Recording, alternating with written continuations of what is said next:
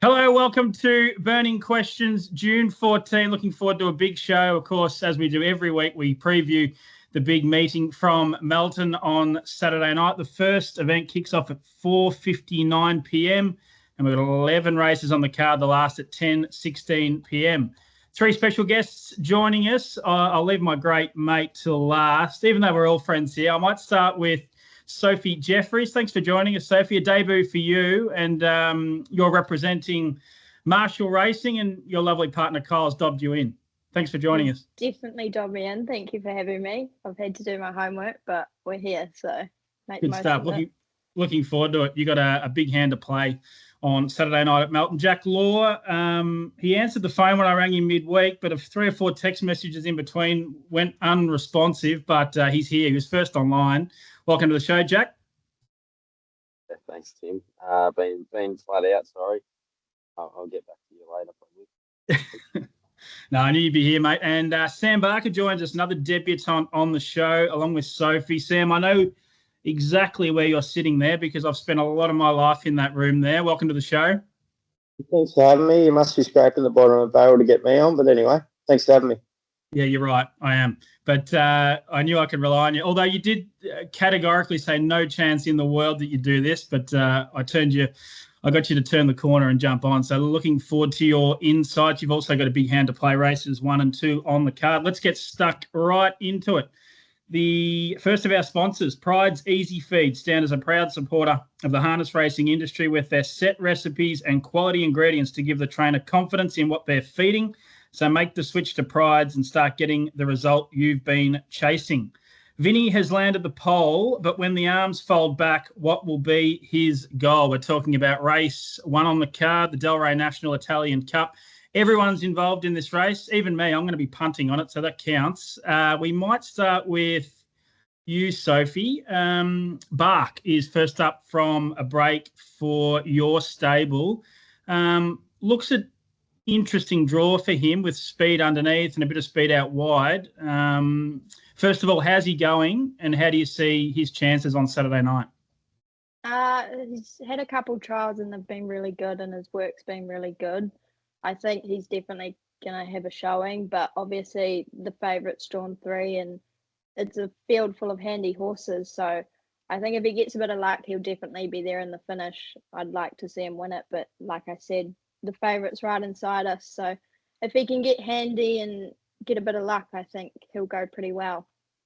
Yeah, good stuff. He's a really nice horse. He's always looked up to this grade. So let's hope he can put his best foot forward. And even if he was able to win it, Sophie, I know you're not too sure about Queensland yet, but if he was able to make a statement on Saturday night, you'd probably have to reevaluate plans about going up north. Yeah, definitely. I mean, all of his previous starts, he's won, I think, about 3 or 4 in a row. So if he wins another one, I think that warrants a trip to Queensland for him. Yeah, I agree. He's a really nice horse. Just interesting to see where he lands in the run. But that is race 1, number 4, Bark. Jack Law drives Cosimo for Julie Douglas, drawn inside back row. Jack, I feel like this horse has turned the corner or just come into some really good form in his last 4, 5, 6 starts. This is the right draw for him. If he's able to posse up, leaders back would be sensational, but even 3 pegs, he's going to be dangerous. Yeah, he's been going really well for a long time. But yeah, in particular, as you said, his last sort of 3 or 4 starts, he's been hitting the line real hard. And, sort of hasn't had the best of draws, but this draw probably suits him. It's one of the better draws that he's had for a while in this grade of horses anyway. So yeah, as you said, I expect he'll probably be 3 fence. So he would be happy to sit on maybe the favourite or something that's going to make a race of it. But I'm only guessing. Haven't heard from Sam yet. So, but yeah, I expect he'll probably be 3 fence, and from there he's a nice chance. Yeah, you'd love Sam to hold up for you, wouldn't you? Oh, that'd be handy. But yeah, for a horse like him, 3 fence is just as good a spot as any. Probably the less work that he does early, the better he hits the line. So yeah, behind the lead would be great, but you don't want to be having to do too much work early to have to hold that spot either. So it's sort of a tricky. You can do too much with him, or or not enough, but 3 fence would be still a good spot for us. He's absolutely ready to win, though, isn't he? Like with the right run, like he's going as good as ever. Yeah, he's just here. He's been the handicapping system probably hasn't really done him a lot of good. He's gone up he's in a heap of points without sort of winning races. He was in the old system, he'd still probably be about an M1 or an M2 horse. He's a 100 raider, and he has to go around against the controllers every week. So I mean, he holds his own against these horses, and he's good enough to be winning a free for all race like this. But he just hasn't had the chance to win many races. He's always been thereabouts, but sort of gone through the grades without winning. He's an honest little horse. Yeah, he's a nice horse. I like him. Like him more the place. I think he was $7 early days. That's been taken care of, but I think he's a good sort of each way play, a bit more the place. Sam Barker, you've got your old mate, Ultimate Vinnie, race 1, number 1. Taylor French takes the drive. He's 4th up from a spell. First of all, how's he going? And what are your plans? Because you certainly hold plenty of keys to this race. Yeah. Well, the plans are obviously we've been looking for a barrier draw. First up, he just went to the pegs, hit the line real strong, was real happy with him. Second up, he probably didn't go as well as I probably would like. But we did have a little bit of a problem after in between his first run, his prep and his second run. So I backed off in his work a bit during the week, and he probably come in looking for the run after his second run. So he definitely improved last week. He ran home in 54.6 his own time. So he's back where we want him to be. We've got the barrier draw. So obviously we're going to use a bit of gate speed early. There's going to be a bit of pressure, I'd say. I'd nearly say Bulletproof Boy will come out of the gate. Perfect Class, Tango Tara, they're all going to be at one and have a look. So really I'm leaving it up to Taylor what she wants to do. One day we're going to have to find out if we can do a bit of work in these races and win. But, like I said, I'll probably leave it up to Taylor. There's probably only 2 horses in the race on the front line I'd be handing up to is probably Tango Tara or Perfect Class, and Tango Tara is probably going to get there first. Tango Tara went good. Couple starts back there when it led and went 150. Good, I'm not real sure what Taylor wants to do, but I'm easy either way. I'd like to be furthest back on the pegs would be behind the lead, I'd like to think. Yeah. You're confident your horse has got the speed to dictate whether he hands up or not. Like you don't think Tango Tara or Bulletproof Boy could cross you on their merits? No. Honestly, from the one, Bulletproof Boy, it's probably only one, but I still think we're quick enough to hold it out, especially Tango Tara, and will probably be a shield. Tango probably gets half a length across us, so he's probably going to shield Bulletproof Boy from fully getting across, so he's going to be awfully quick to cross from out there. Yeah, and if Tango Tara did go, if you did let Tango Tara go, I think the way he went a couple of starts back there when he went real fast time and I just got grabbed, I'd be surprised if they handed up to Perfect Class. I know he's favourite Perfect Class. It just doesn't shape well for him, in my opinion. Can Ultimate Vinnie win, Sam? Yeah, obviously, if we hold the front, we've got to get our own way. But if we hand up, obviously, whoever's in front's got a couple bit of pressure too. Obviously, if it gets its own, if it just walks in front, they're going to run home in real quick sectionals and probably run home in 26 low quarters. You know what I'm saying? If they get their own way in front, because they're all classy horses in the race. Yeah, going to be a great race. Plenty of chances we haven't even talked about. Like a Wildfire, 888 out the back, and Buckian. A great race, of course. A reminder as well, $10,000 first forward jackpot, projected pool of $50,000. So I'll certainly be getting involved, and I'll be going pretty wide in this one, I reckon. Great insights there, guys. Appreciate that. That's the first race on the card.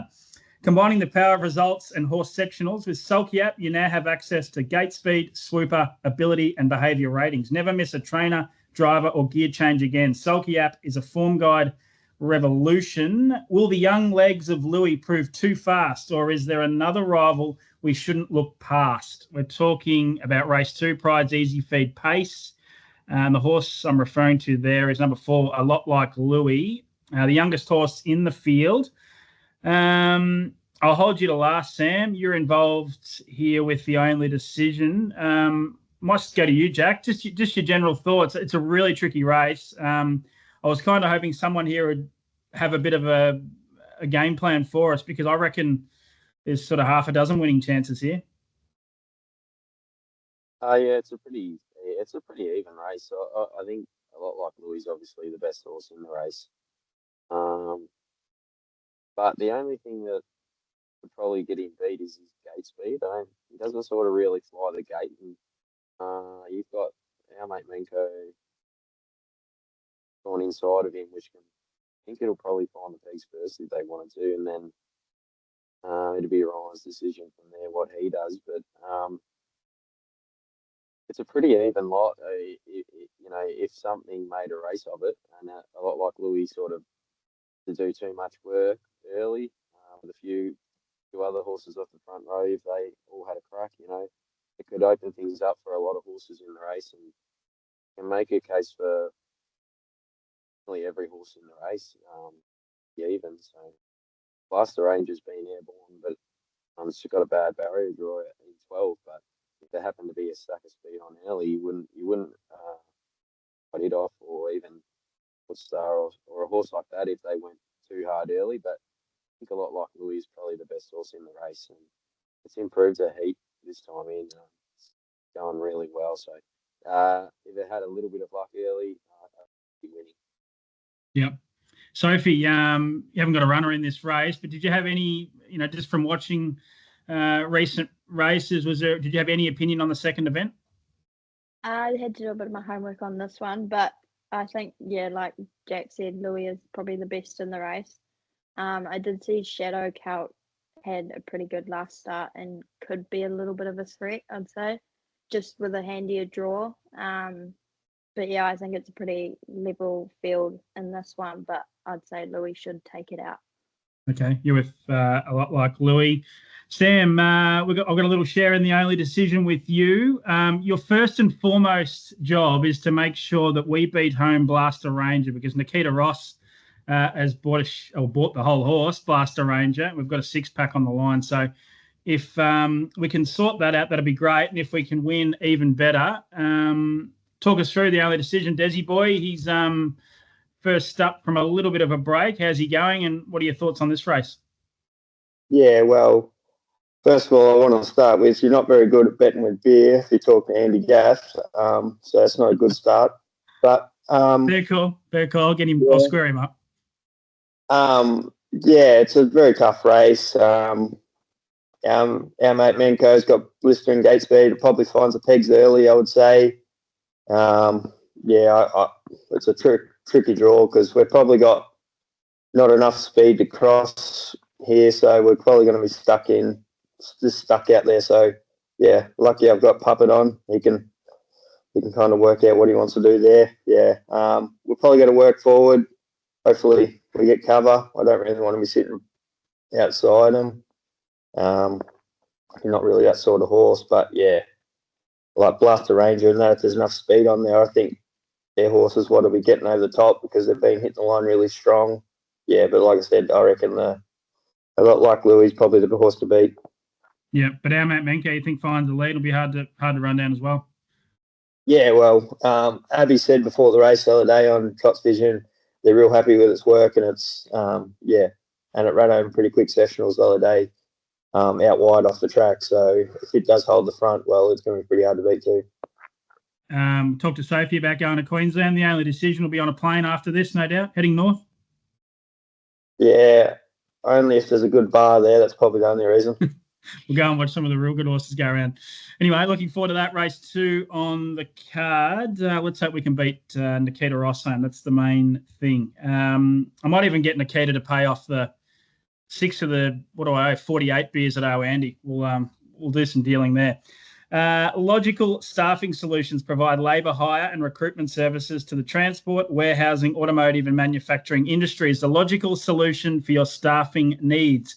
The ace looks a talented bay, so can he bounce back from his torrid run in May, talking about race 3 on the card, the Sulky.at Metropolitan Pace first heat. Smoking Ace for Kyle Marshall, Chris Elford. He's second up from a little break. Had no luck on resumption. We'll hold you to last here, Sophie, and we'll hold you to second last, Jack. You got to drive with clear left. Sam, any opinion on this race? We took on Smoking Ace with the only decision, and we both suffered the same fate, sadly. Yeah, well, you probably got to draw a line through that for both of us, really. They got stuck out there for a long time, and yeah, we took the consequence and stopped pretty bad. But Smoking Ace, obviously, he actually batted on probably not too bad, really, the amount of work he'd done in that race. Elusive, does it hand up here? That's probably the biggest question. I'm not sure, know nothing about Jack's horse. So, yeah, there's a few nice ones in it, like Andy's horse, Miss thing at the back there is, it's a handy horse too. Obviously didn't go to plan last week. I'm not sure if there was something wrong, but obviously there's nothing major wrong because it's in this week. But it's a handy enough field. Yeah, really interesting. If I gave you $100, what would you do with it? You're not allowed to take it to the pokies. Who would you back? Yeah, good question. I'd probably on with the Kyle Marshall team. Okay, back him in to get him right with Smoking Ace. Jack, you take the drive on clear left. First up from New Zealand, draws barrier 2. What can you tell us? Not a lot. Sorry, Tim. I haven't really seen a lot of him, and haven't heard nothing about him either. So I suppose we'll find out more on Saturday night. But I watched a couple of his replays. It looks like he gets out the gate okay. He's a nice looking horse. So hopefully he does the job over here. I think probably kind of Clark Elusive. If they happen to find the front, I don't know if it would hand up to Smoke Ace, but one thing's probably for sure, it should find the chair a lot easier this week. So that'll help it. But Elusive will probably make a race of it, I think. Yeah. The Douglas camp, the fact that you haven't heard anything about this horse, is that a good thing or a bad thing, or that's just the way they roll? No, it's just nothing unusual. So they've added that. Ericsson and Glenn have had a few new Kiwis rock up lately, so this is the one that Eric's bought. And as I said, his replays are okay, and he looks like he gets out the gate good enough, and he's a nice looking horse. So just going off his replays, other than that, I don't know a lot about him. So we'll find out more on Saturday night. Good stuff. Sophie, help us out here with Smoking Ace. Happy to rule a line through his first up run, but his form prior, against Timmy Richter and these sorts of horses, it looks the right form for this. If he's right, I reckon he can win. Are you in the same camp? Yeah, I'm not to be biased, but I'm pretty confident that he can take this race out. Obviously not a great draw, but I'd say Chris will just roll out and hopefully get handy, and he's definitely more than capable of sprinting home over the mile. So his work's been good. He's trialled good.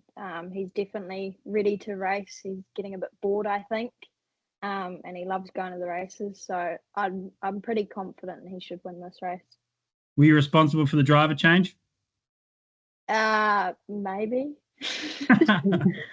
But we'll just roll a line through that one. We will, yeah. But, Chris Alford takes the drive here. Smoking Ace. No markets as yet, but rated $4.50 by Craig Rail. I think I'm with him as well. Spirit of Pearl goes really well, but difficult barrier draw. Exotic Bush Ranger, I was on him last week and ran a brave race from the chair. Miss Idaho's got a fantastic career record, but just didn't finish off first up back here in Victoria. So great race, but I'm probably with Smoking Ace as well. Let's move on to the fourth and final question. We scroll right down to the bottom here. Race 11. Zeus disappointed on return, but can he bounce back to give the punters an earn? Race 11, as I said, 10:16 p.m. I made him the best bet a couple of weeks ago. He led and he folded up pretty quickly, actually, and 1 overall beat him. Sam, what are your thoughts here? Really interesting race. Jess Tubbs has got 2 in it. The Angove camp have got 2 in it. They're all, Chris Alford drives Aldebaran Zeus, and Alison, his wife, trains Sleepy. So interesting race. Who are you with? Yeah, I'm probably with Zeus, but just wondering if Sleepy could cross him. I just know Sleepy's got a fair bit of gate speed there. I know Emily's Avenger's got gate speed too, but I just, off memory, I reckon Sleepy's pretty quick off the arm. I just wonder if he could find the pegs and then hand up to Zeus. And, yeah, then 1 overall probably has to sit outside him again. It's probably the trifecta there. Yeah, I kind of thought the same thing, actually. Jack, you're not involved in the race, but how did you see it? Could you take the $1.65, $1.70 thereabouts for Aldebaran Zeus, or did he disappoint you first up? Oh, yeah. Well, it's fair to say he's pretty disappointing first up. If I was punting on the race, no, I wouldn't take $1.70 about him. But back to the short, which probably suits him better. So that's one big plus. And really, when you look at the horses drawn inside of him, really they should all be happy to take. So he's could find the top and it's over the short. So they're 2 things that are definitely going to go his way. But it was pretty ordinary first up, so he would have to improve a little bit. The other thing is 1 overall sometimes be a bit tricky away from the mobile as well. So if those chances at the start, then you probably are happy to take the $1.70 or $1.65. But no, I'll prefer to watch 2 nice horses let out, hopefully, and see which one. 1 overall's airborne. It's going really good. So if it gets away and Aldebaran Zeus is still a little bit off his game, there's no reason why it can't beat it again. Yeah, yep. No, I agree with you. Sophie, how'd you see this one? A lot of nice trotters here. We've got to wait till after 10 o'clock to watch him go around. And it's the Noopy Kiosk as well. I don't think I mentioned that. He was just a legend of a horse, and I think he passed away recently. So special race, a lot of good horses. How do you see it? I think like everyone thinks Aldebaran Zeus, he obviously didn't show too much last start, but I know talking to Chris, the America trip definitely took a lot out of him. So I think after that run, he might have improved fitness-wise racing. But I do like 1 overall of Jess and Greg's. Their team is always going good, and its form just shows that. So I think it'll be a bit of a battle between those 2. It's a small field, but yeah, I know it's a tough one, but I think I'd stick with Zeus, but I wouldn't be shocked if 1 overall was thereabouts also. Yeah, I'm going to give him one more chance. That's my new rule. I give him one bad run, and listening to Puppet afterwards, I think he said something on the lines of he just wanted to get it over and done with, and that was over the longer trip. Back to the short. I'll give him another shot, but I'm not going to launch at $1.70. Before we go to best bets, Sophie, just a quick word on your other runners. We've touched on Bark and Smoke and Ace. Son of Mac goes around in race 4, drawn barrier 7. Your thoughts? Obviously a tough draw over the mile. I think we're just gonna do what we can, try get handy and get a bit of luck. He had a big break, so it's probably taken longer than we expected to get him back, but he's trialled good and he's definitely ready to race. So I think just hoping for a bit of luck, get handy, and he should be thereabouts in the finish. He's more than capable and his work's 10 out of 10. So yeah, he's definitely a place chance. I'd like to hope. Okay, and then Copacabana, race 5, number 3. He ran 3rd at really big odds. I think he was $15, $20 a place or something last week. Can he bob up at a big price again this time around? Yeah, so she shocked us a little bit last start, I think, too. She's just really come back this prep and she's performing. Even at Cranbourne off the 70 metres, she was awesome. So I wouldn't, she's got the handy draw again too. I think she'll go a pretty good race. I'd like to see her win it. If not, she'll definitely be a place chance. But yeah, really happy with her going into Saturday night's race. I think she's going to be a tough one to beat. I mean, obviously there's other good horses in the field. It's not easy, but she's got the right draw, and yeah, her work and everything in between has been 110%. Yeah, super quickly, Jack, we've talked about a few of yours. The Beach Fantasy, race 4. Nice horse up against Son of Mac. Yeah, he's probably a little bit disappointing at Shepparton last start, but it was his first run for about three or 4 weeks. He had a